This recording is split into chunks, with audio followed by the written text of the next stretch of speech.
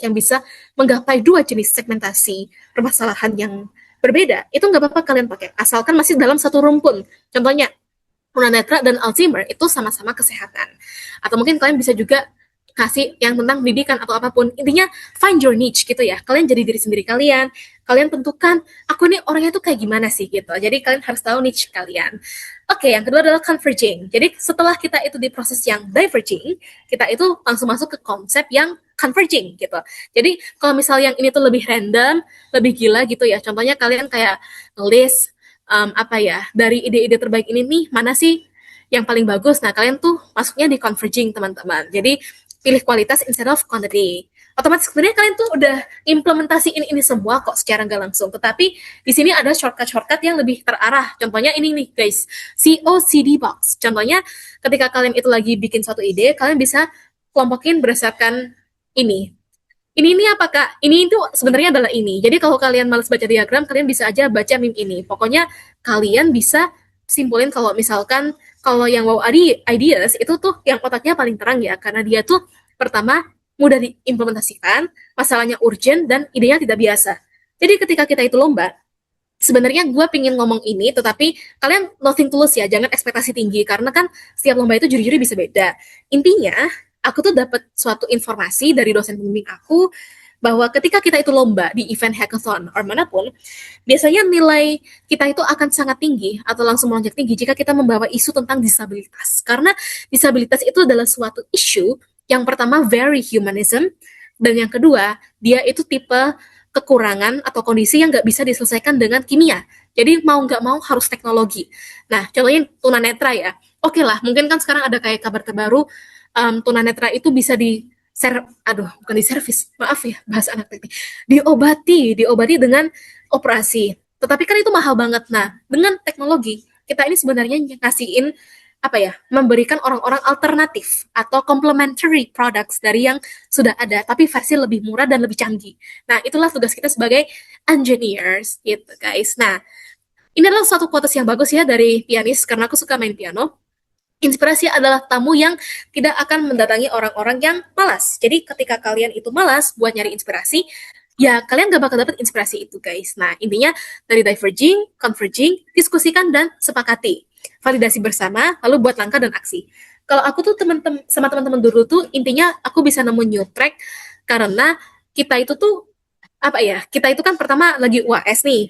Nah, kita tuh diajarin suatu algoritma namanya algoritma Dijkstra, pencari jalan tercepat. Salah satu implementasinya adalah di Google Maps. Nah, di situ gue akhirnya pengen bikin suatu alat kayak Google Maps, tetapi dia itu versi di tangan aja gitu. Jadi kayak belok kiri, belok kanan, dan lain-lain. Nah, tapi gue akhirnya keinget suatu pengalaman internal, pengalaman personal nih teman-teman. Jadi gue tuh punya suatu teman masa kecil, namanya itu Vivi. Vivi itu juga pianis, sama kayak aku, tapi Vivi itu tunanetra. Nah, di situ gue ngerasa kayak, ya juga ya, tunanetra itu kasihan banget gitu. Gak bisa ngelihat dunia, gak tahu apa yang ada di depan, cuma bisa meraba-raba aja. Sedangkan waktu itu, nah, ini nih pentingnya, kenapa kalian harus masuk di apa ya, konsep berpikir yang four types of innovation, yang apa, yang ini disruptif gitu ya.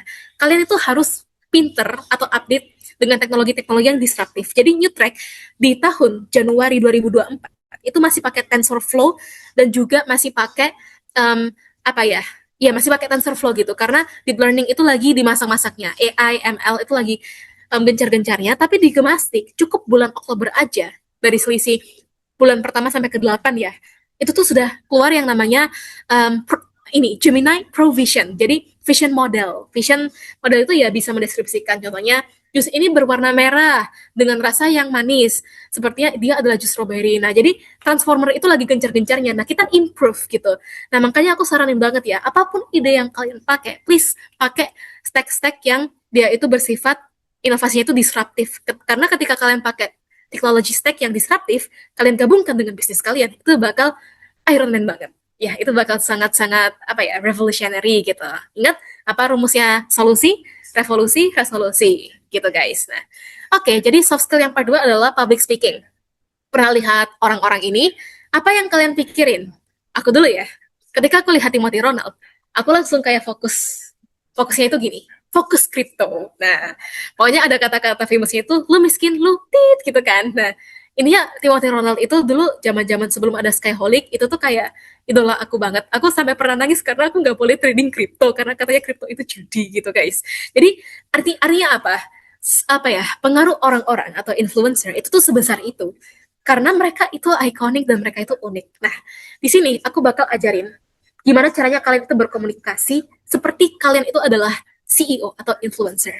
Nah, ketika kalian itu presentasi teman-teman, kalian itu harus menceritakan sebanyak ini dalam waktu 3 sampai 10 menit. Ada lomba yang 3 menit, Hackfest aku 3 menit ngebawain ini semua. Ada juga gemastik yang 10 menit, itu pun presentasinya cuma 7 menit. Kalian 3 menit selanjutnya itu harus demonstrate your tools gitu ya. Jadi, katanya Ayano Kyoji, bukan kata saya ya, katanya Ayano Kyoji, pitch deck itu hanyalah alat. Nah, jadi sebenarnya kalian nyadar nggak guys, sama gua yapping nih, ini ada 46 slide. Apa yang gua yappingin, itu sebenarnya tidak ada di slide ini. Karena apa? Karena kalau misal gua yappingin yang ada di slide ini, ngapain lo datang ke webinar gua? Lo tinggal baca slide gua aja, ya nggak? Nah, gitu guys. Jadi, pitch deck hanyalah alat. You are the main character. People get attracted to your energy, stage present, not a screen behind you. Jadi, strateginya adalah, when you are coming into the ruang final gemastik, kalian jangan sampai nervous. Nervous itu wajar, karena nervous adalah sebuah respons. Apa ya? Kita kan sebagai manusia tuh punya 5 emosi. Ada joy, sadness, fear, anger, dan juga disgust. Nah, kita itu ketika masuk ruangan gemastik pasti ada fear. Tetapi, apakah nervous atau gugup itu adalah sebuah emosi? Enggak. Gugup itu adalah turunan dari emosi yang fear. Gugup adalah sebuah respons. Nah, jadi kalau misal kita itu beremosi, itu nggak apa-apa. Jujur, saya juga takut teman-teman, karena siapa yang nggak takut ada di babak final gemastik. Tetapi kenapa aku bisa santai? Karena respons aku membuat itu santai. Dan energi itu menular. Jadi ketika aku masuk, aku anggap juri itu tuh kayak bokap-bokap aku gitu. Jadi kayak, oh, mereka itu juga manusia. Mereka adalah dewan juri, kita menghargai mereka. Tetapi mereka juga manusia.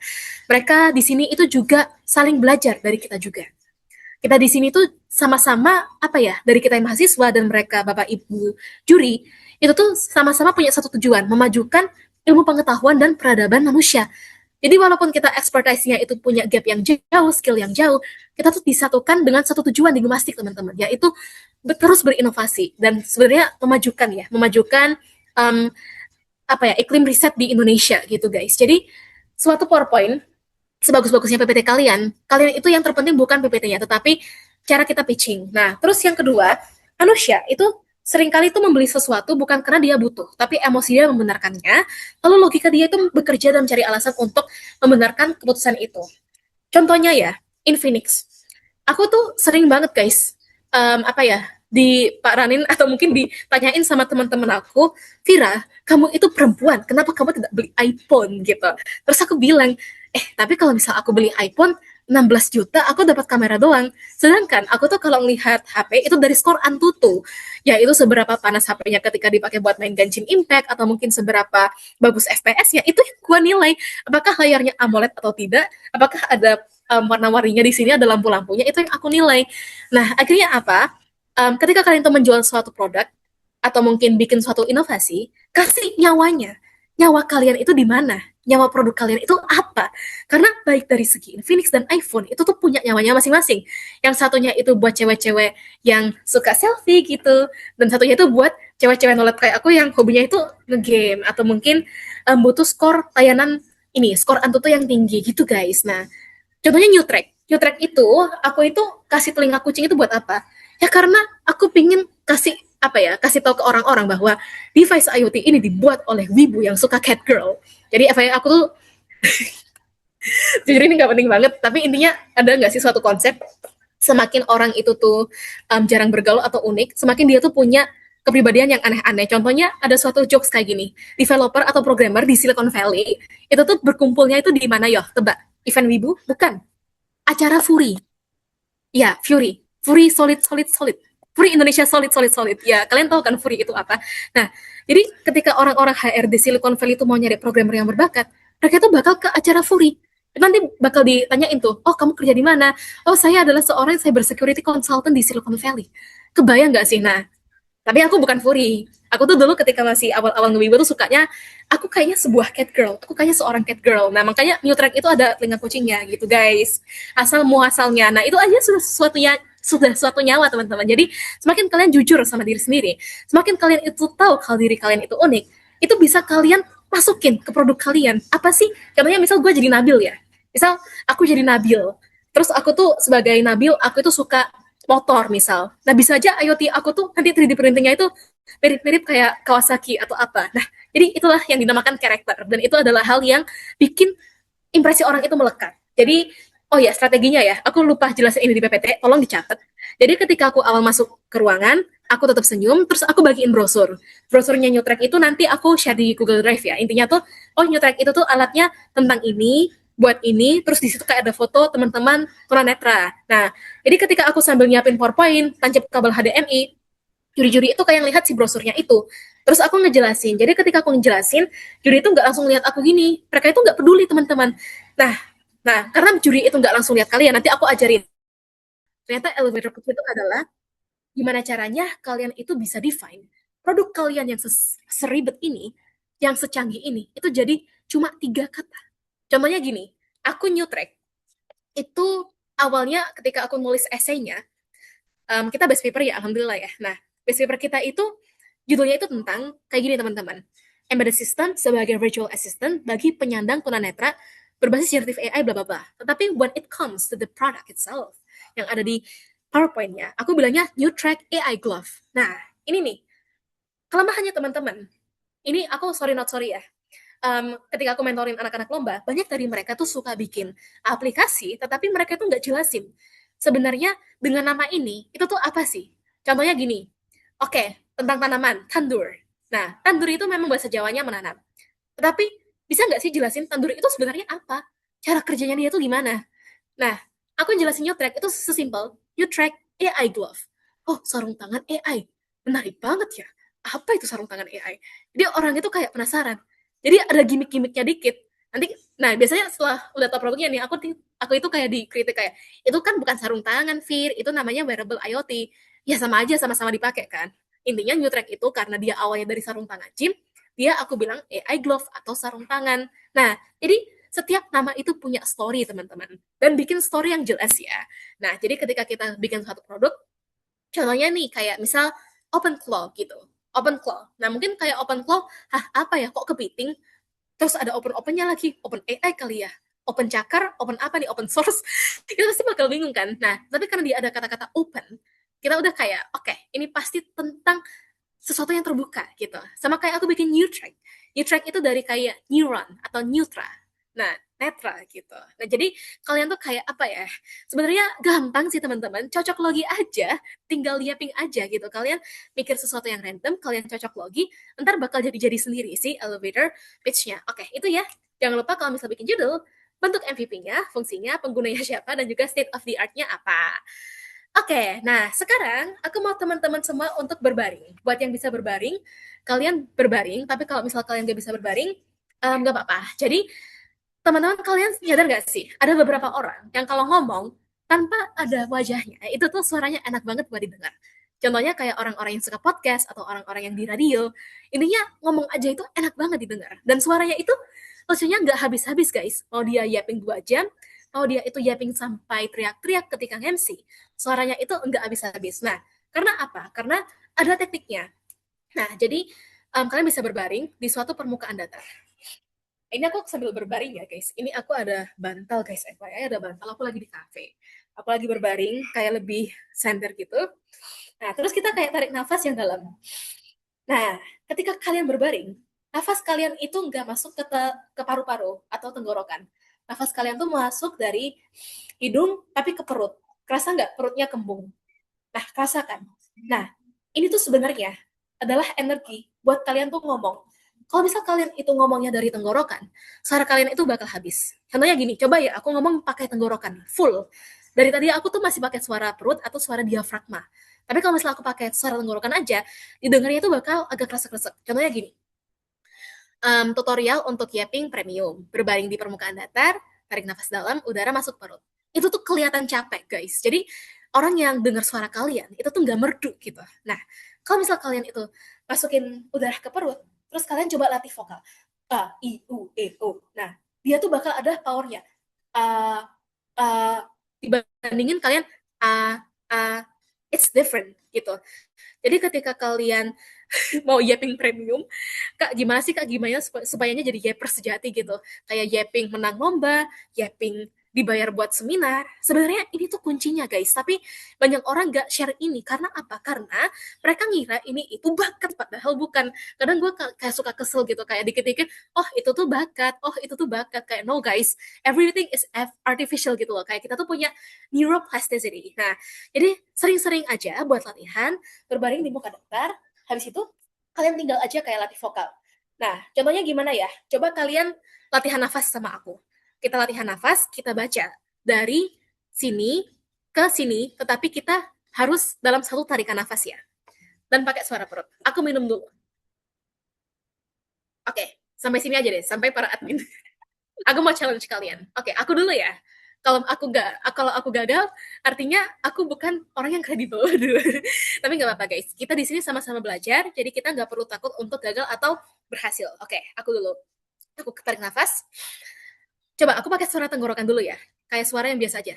Tutorial untuk yapping premium. Step 1, berbaring di permukaan datar. Step 2, tarik nafas dalam, udara masuk ke perut. Step 3, latih vokal dan artikulasi A, I, U, E, O. Inilah yang dinamakan suara perut, wahai para admin. Itu tuh kayak, aku bakal ngos-ngosan banget. Tetapi kalau misal aku pakai suara perut, atau suara diafragma, tutorial untuk yapping premium. Step 1, berbaring di permukaan datar. Step 2, tarik nafas dalam, udara masuk ke perut. Step 3, latih vokal dan artikulasi A, I, U, E, O.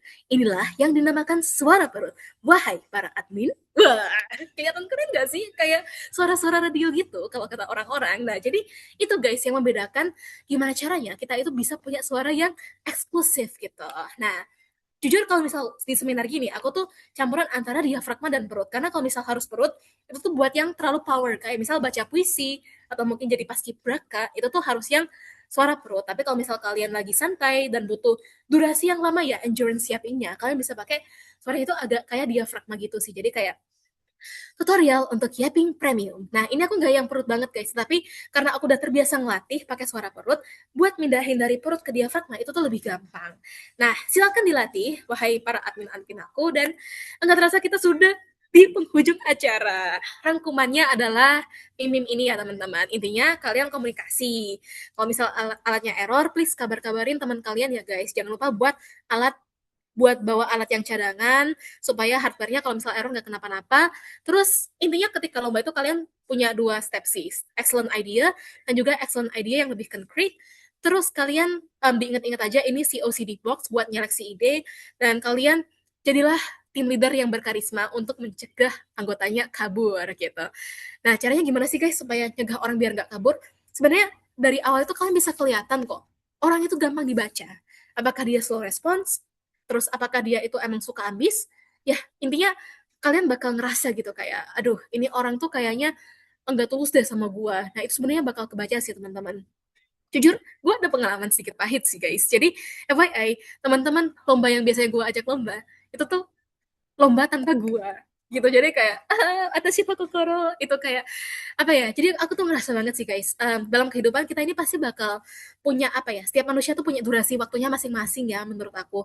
Ada yang karena kesibukan, ada juga yang karena udah visi misinya nggak cocok lagi. Jadi celebrate every moment while it lasts gitu. Ketika kalian punya lomba yang baik, kalian nikmatin aja momennya and nothing to lose. Karena sesungguhnya yang punya hati setiap manusia itu Allah ya. Jadi kalau misal Allah bilang, ini loh anggota kamu yang sesungguhnya tuh wajahnya kayak gini. Ya, it's a sign, itu petunjuk gitu. Nah, kalian tinggal fokus ke diri kalian masing-masing aja. Oke, so thank you so much buat Prodigy Telkom University. Thank you so much ya buat dengerin aku yapping selama 2 jam. Dan jangan lupa buat berkoneksi di IG dan LinkedIn aku. Karena kalau misal tanpa dukungan kalian, aku bukanlah siapa-siapa sampai detik ini.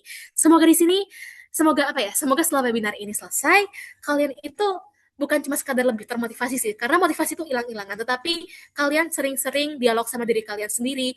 Temukanlah diri kalian yang versi terbaik dengan cara menerima kekurangan dan kelebihan diri. Karena kalau misal kalian itu selalu butuh trigger dari eksternal, dari aku, kalian itu nggak bakal bisa fokusin energi kalian ke diri sendiri. Jadi habis ini, ketika ini udah selesai, Aku insya Allah selalu ada di Instagram atau LinkedIn, tetapi jangan lupa buat habisin waktu yang banyak sama diri kalian sendiri. Thank you so much. Aku kembalikan kepada Nabil dan juga teman-teman. Thank you, and wassalamualaikum warahmatullahi wabarakatuh. Waalaikumsalam warahmatullahi wabarakatuh. Wah, daging banget sih materi dari Kak Vira ya. Bener-bener tadi kita ngedefine gimana sih caranya ngeeksekusi hal yang bagian teknis maupun dari teknis, soft skill, hard skill. Dan gimana cara kita ngerancang tim, ide, COCD box. Wah, kayak keren banget sih Kak. Keren banget. Mungkin, wah, bener-bener memaksimalkan waktu banget ya Kak Vira ya. Mungkin Kak Vira boleh istirahat dikit dulu karena udah yaping 1 sampai 2 jam penuh.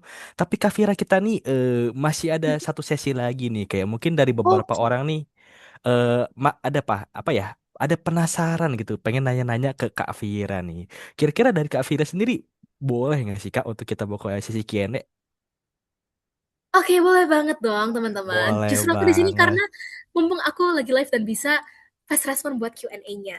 Oke, Juga. jadi teman-teman bagi para teman-teman ya ingin bertanya ke Kavira, boleh ya raise hand, on mic, on cam ataupun via kolom chat aja untuk bertanya ke Kavira ya teman-teman ya. Oke, bagi para teman-teman yang ingin bertanya ke Kavira, silahkan boleh waktu ada tepatnya dipersilahkan.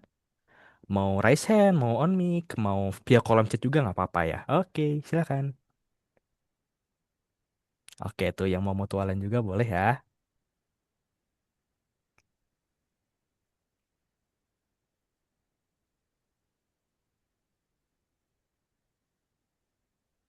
Waduh nih masih pada malu-malu nih, kayaknya belum ada yang nanya nih.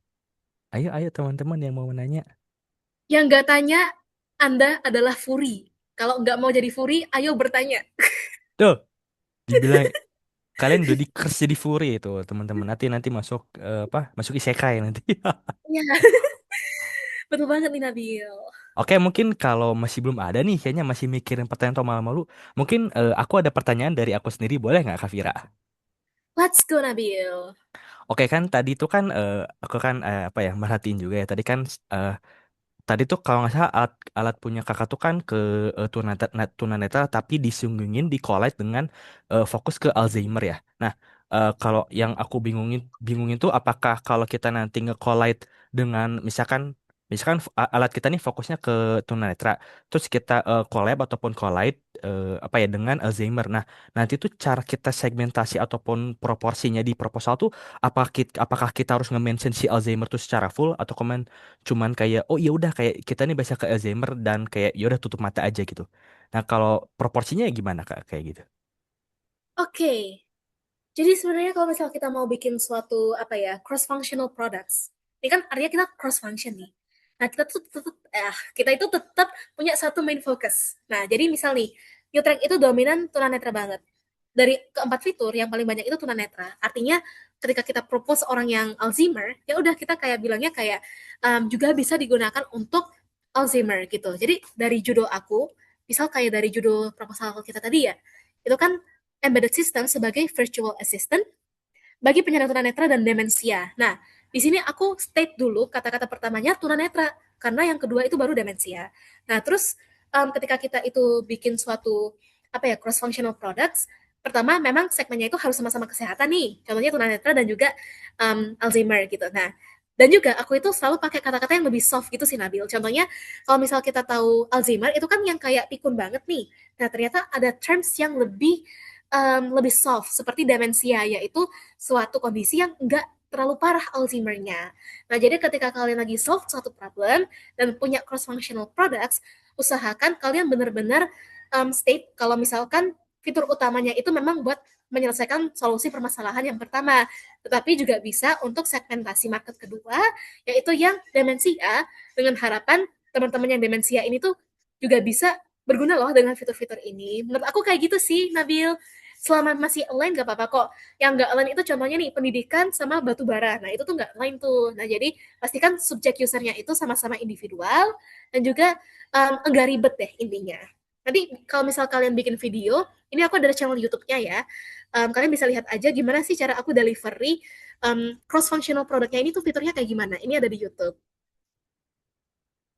Oke, terima kasih Kak Vira. Wah, akhirnya pencerahan nih dari aku. Betul. Oke, tapi mungkin dari teman-teman kayaknya masih ada nih yang pengen bertanya. Jadi boleh ya teman-temannya yang yang pengen bertanya nih. Soalnya kan ini kesempatan ketemu Kak Vira langsung nih. Kalau kalian nanyanya lewat IG, sibuk nih kayaknya Kak Viranya nih teman-teman. Jadi ini ada Iya, kesempatannya tuh. Iya tuh. Jadi kayak ini ada betul. kesempatan kalau kalian pengen bertanya langsung ke Kak Vira ya teman-teman ya. Mungkin boleh Iya. ada yang mau bertanya lagi? Ayo, ayo, atau terlalu overwhelmed dengan materinya deh karena jujur sih daging banget sih Kak, jujur sih daging banget. Oh ya Waduh, dananya nih. Nah Kak kasih. Vira katanya mau danya dong Kak, gimana cara kita tahu kalau solusi kita benar-benar state of the art dan bukan reinventing the wheel atau bukan kayak ngedaur ulang yang udah lama. Nah kira-kira gimana Kak jawabannya Kak? Oke, jadi gini guys, ini sebenarnya pertanyaannya bagus banget ya. Wow, langsung ada 3 pertanyaan. Nah, emang harus di-trigger dulu ya, biar nggak malu-malu. Nah, ini yang 4 orang udah tanya ini beneran manusia dan bukan furi sih. Nah, jadi gini Bro Hafiz, ketika kita itu lagi bikin state of the art, atau intinya research gap ya, ada suatu kritik yang agak tajam gitu. Jadi ketika kita nemuin satu research gap, itu tuh kita gak yang literally benar-benar nyiptain sesuatu yang baru. Malah justru penelitian yang bagus itu tuh harus penelitian penelitian yang bersifat progresif. Contohnya nih, aku dari New Track. New Track itu kan sebenarnya banyak banget papernya tentang device-device buat tunanetra.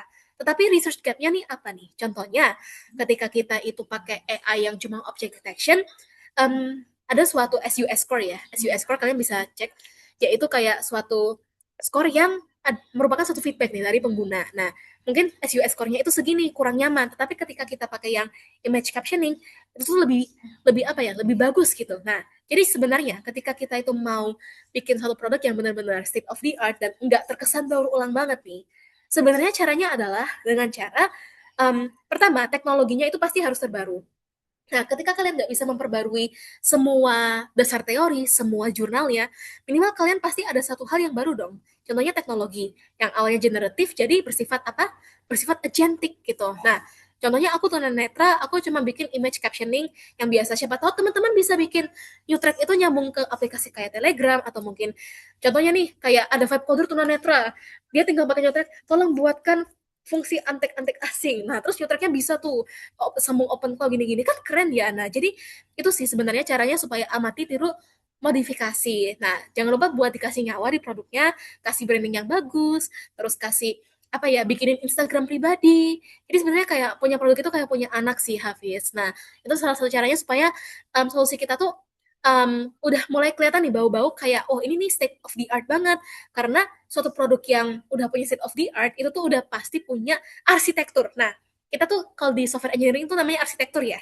Nah, arsitektur itu benar-benar sesuatu yang nggak bisa dibohongin. Walau kita pakai LLM yang sama-sama Claude, ini juga Claude, tetapi kalau arsitekturnya itu beda, ya udah OpenClaw sama Hermes Agent itu lagi bersaing, itu termasuk state of the art. Jadi gimana caranya kita tahu kalau kita beneran state of the art? Ya caranya adalah mengubah arsitektur sebaik-baiknya gitu Hafiz. Apakah menjawab? Oke, Mas Apis, apakah menjawab Mas Apis? Sudah aman, makasih insight-nya. Oke, Kak Fira masih banyak nih pertanyaannya nih. Yang kedua nih dari Ardava nih. Mau nanya dong, kalau buat lomba inovasi kayak divisi IoT ini, lebih baik validasi lewat data sekunder, jurnal ataupun laporan, atau user interview langsung untuk lomba kayak gini? Muehehehe. Mungkin boleh dijawab Kak Fira.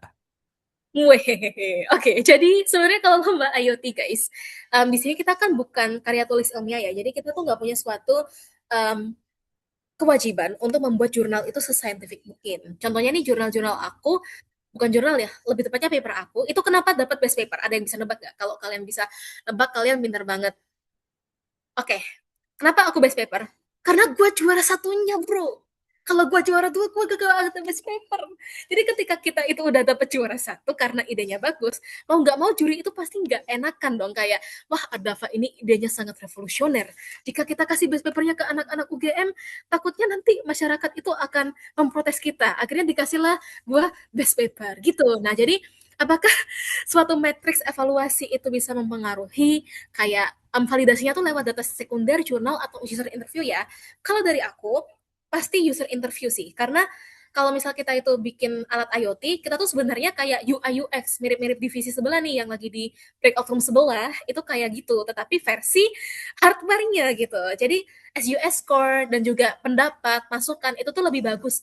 Kalau misal kalian mau kasih metrik evaluasi, mungkin dari model AI-nya. Contohnya nih, kalian training sendiri, kalian punya waktu banyak gitu ya, dan resource yang bagus juga.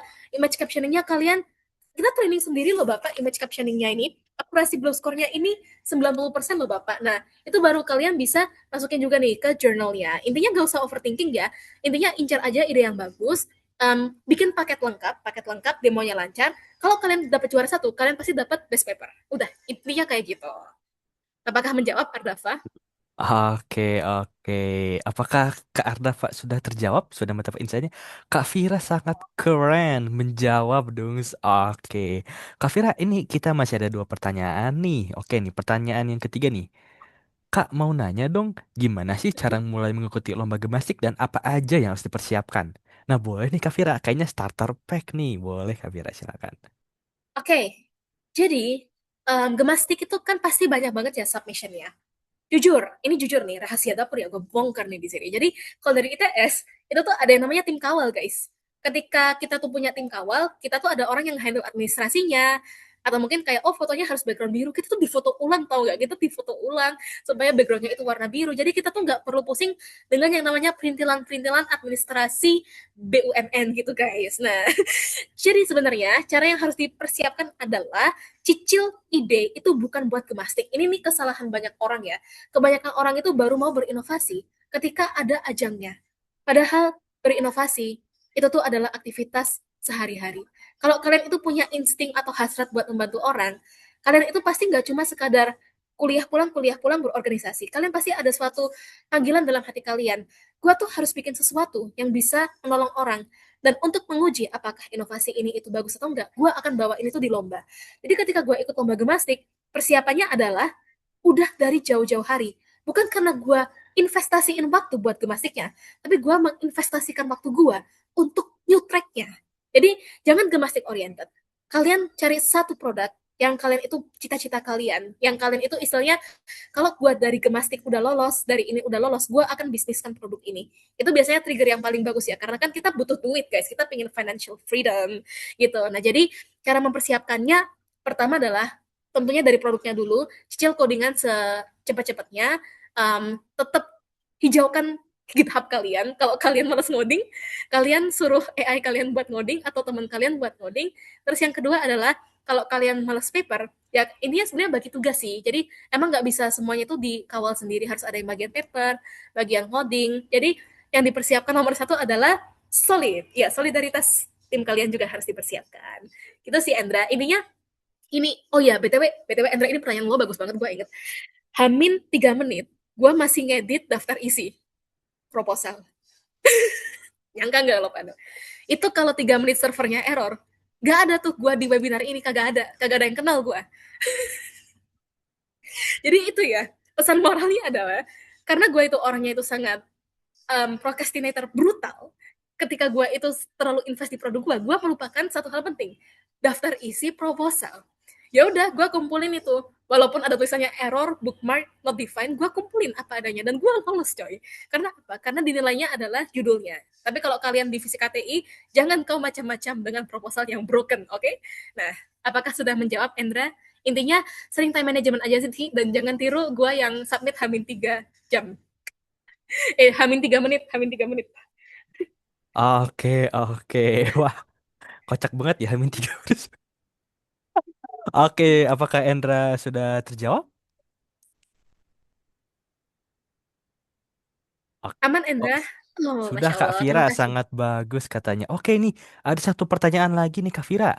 Mau nanya Mhm, Kak, berdasarkan jenis creative thinking yang dimention tadi, dalam satu mhm. tim yang proper butuhnya formasi anggota dengan creative thinking apa saja ya Kak? Nah, menarik nih Kak. Boleh, boleh, boleh, boleh. Oke, jadi sebenarnya gini guys, kreativitas.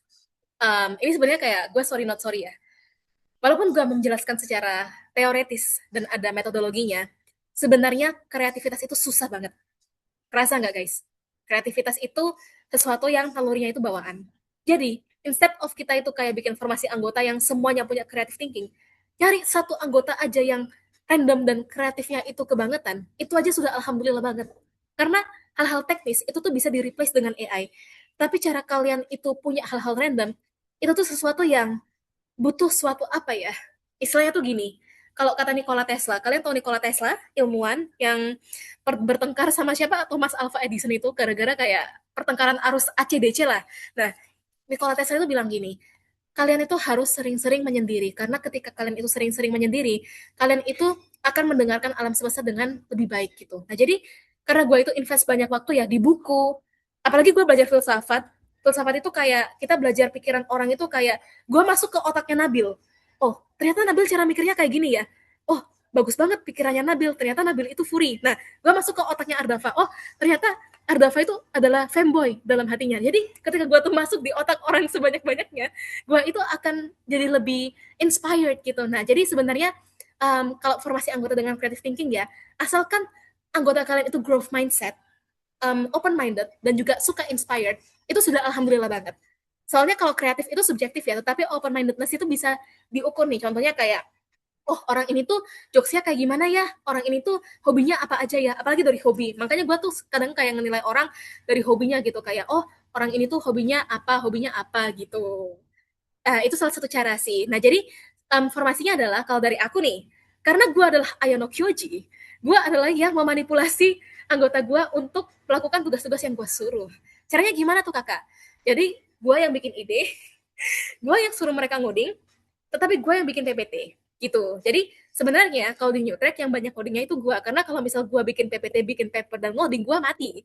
Nah, jadi akhirnya gue sebagai ketua tim, oke lah, ya anggota tim hanyalah alat. Ya gue adalah tipikal orang kayak gitu. Makanya gue ditinggal coy sama anggota-anggota gue. Sebenarnya nggak nyalain gue juga sih karena gue, tapi enggak ya, gue itu nggak sejahat itu. Ya maksudnya karena aku ngelihat dari karakter anggota timku itu kan orangnya pendiam dan juga tipe yang pendengar. Jadinya ya udah ketika gue tanya, bang, gue ada ide nggak? Gak ada, Fir. Gue ada ide nih. Oh apa Fir ide lu? Ide gue tunanetra. Ya udah pakai itu aja. Kelar. Gak ada perdebatan sama sekali. That's what happens guys. Jadi akhirnya ketika gue melihat, oh anggota gue lomba sendiri. Apa mereka pengen nyoba jadi Ayano Kyoji ya? Apa mereka nggak mau dikontrol sama gue lagi ya? Ya nggak apa-apa sih, suka-suka mereka aja. Mungkin kayak setiap orang kan butuh self developmentnya masing-masing gitu guys caranya, bro. Oke, oke. Oke, banyak banget ya hiperbolanya. Iya kayak gitu sih guys. Oke, apakah Oke Mas deh Denis guys. sudah terjawab dari Insight Kafira tadi? Don Kak sudah menjawab. Iya lagi lepas dari Patrick. Oke, wah iya banget ya pertanyaannya. Oke, mungkin apakah ada yang ingin bertanya lagi kepada Kafira? Oh ya, FYI, tentang jokes anggota tim adalah alat, gue nggak sesadis itu ya guys ya. Jangan salah. Sebenarnya kalau misal dari aku sebagai ketua tim, karena gue adalah ketua tim, justru responsibility gue tuh paling banyak. Contohnya anggota gue tuh MBG setiap hari. You know what? Ya mereka kerja di rumah gue, tapi mereka itu listrik, apapun, MBG itu nggak bayar gitu. Jadi ketika mereka lomba sendiri kayak, rasanya tuh kayak, kayak kalian tahu nggak sih meme yang kayak ting, ting, ting, ting, ting. Ya, langsung rasanya itu kayak depresi banget gitu.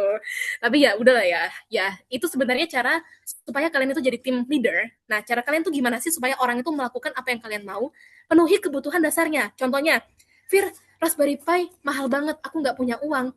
Ya udah, gue bilang aja kayak, ya lu nyicil aja 100 ribu per bulan, entar bulan depan bunganya 5% ya canda, nggak pakai bunga. Bunga itu riba guys, jangan. Nah, jadi sebenarnya caranya adalah bebaskan mereka dari beban finansial dan beban isi perut. Isi perut udah clear, finansial udah clear, gak ada alasan buat gak ngoding. Asli. Gitu. Nah, itu salah satu caranya ya. Kalau kalian mau jadi Ayano Kyoji. Gitu. Oke, satu pelajaran tambahan teman-teman buat jadi Ayano Koji ya. Betul banget. Oke, kayaknya ini udah gak ada yang nanya lagi nih. Ada yang mau nanya lagi gak teman-teman nih? Yap, Apa servernya sudah? masih buka nih guys. Ya nih servernya udah mau close nih bentar lagi nih. Wah, Betul. oke teman-teman.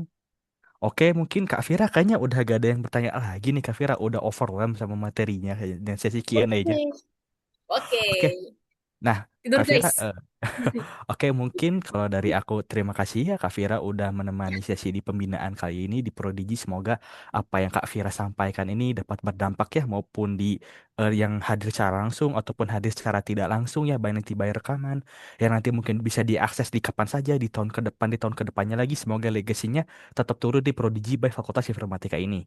Nah, mungkin kalau dari aku cukup sekian ya Kak. Nah, setelah ini kita akan sesi.